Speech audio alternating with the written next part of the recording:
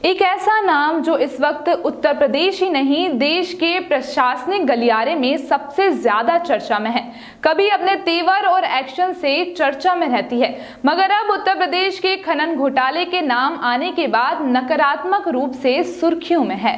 अक्सर social media पर अपनी जबरदस्त फैन फॉलोइंग के लिए जानी जाने वाली आईएएस बी चंद्रकला को नए साल में ही बुरे दिन देखने पड़े, जब लखनऊ स्थित फ्लैट पर बीते दिनों सीबीआई ने छापेमारी की। इस खबर के बाद ईमानदारी के लिए उनके प्रशंसक बने लोगों को तगड़ा झटका लगा है। हमीरपुर में डीएम रहते उन पर अवैध खनन का आरोप लगा है।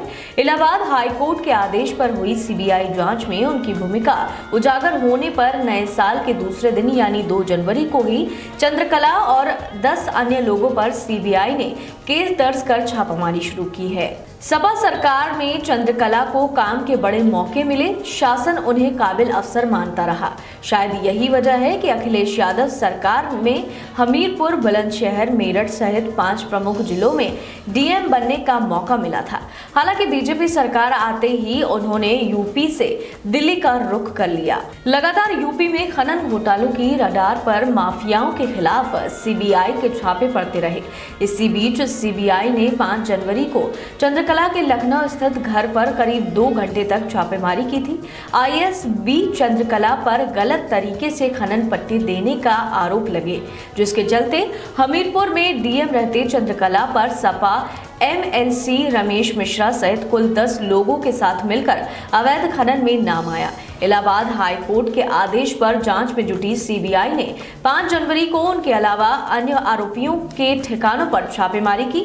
वहीं 1 जनवरी 2019 को उनके खिलाफ सीबीआई के डिप्टी एसपी केपी शर्मा ने खनन मामले में केस दर्ज किया है और इसी केस में शनिवार को सीबीआई ने आईएएस बी चंद्रकला के लखनऊ स्थित फ्लैट सहित 14 स्थानों पर छापेमारी की। ये छापेमारी कानपुर, लखनऊ, हमीरपुर, जालौन, नोएडा में भी हुई। आईपीसी की धाराओं और भ्रष्टाचार अधिनियम के तहत संबंधितों पर केस दर्ज हुआ है।